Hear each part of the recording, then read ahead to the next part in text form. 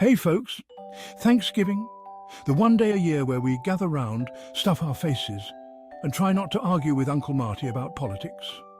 You know, that one uncle who always has a controversial opinion about everything. It's like a tradition within a tradition.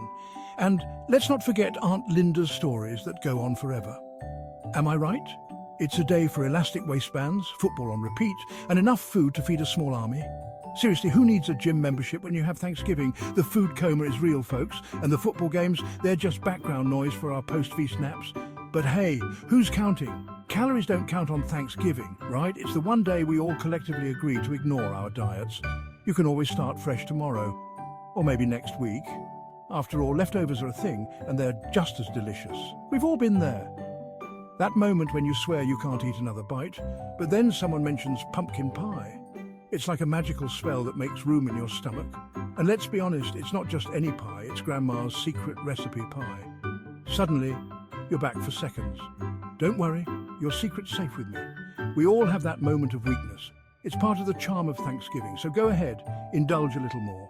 After all, it's a holiday meant for gratitude and good food, and maybe, just maybe, a little bit of overindulgence. So how did this beautiful, chaotic tradition begin? Let's rewind back to the 1600s. Picture this.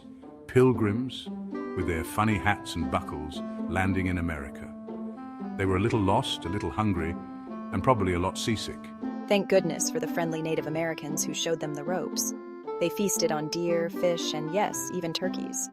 It wasn't exactly a five-star restaurant, but hey, it was a start. Now you might be wondering, why turkey?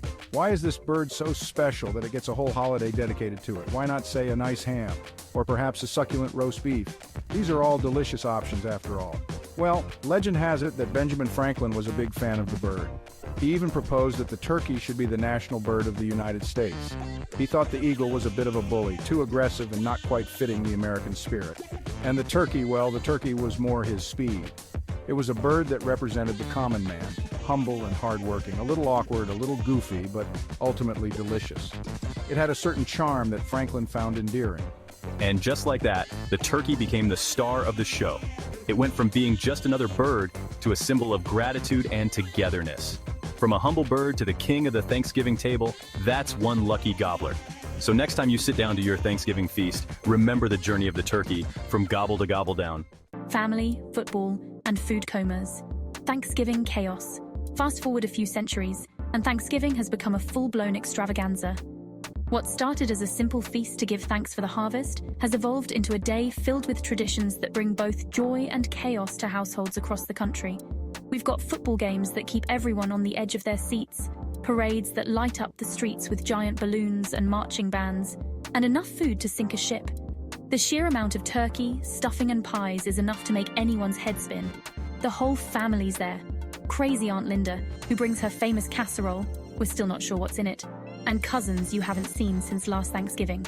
The table is a mix of laughter, stories, and the occasional debate over who makes the best mashed potatoes. And your grandpa, who falls asleep on the couch before dinner, snoring loudly as the rest of the family tries to keep the noise down.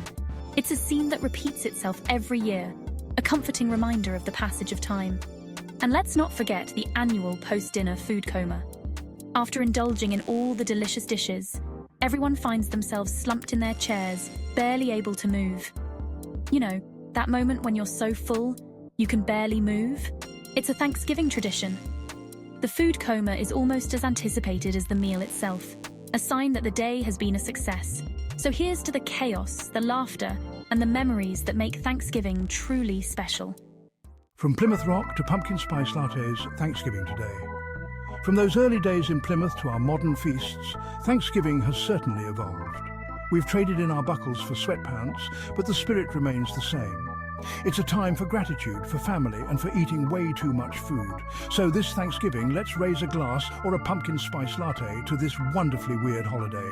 Happy Thanksgiving, everybody. And remember, save room for pie.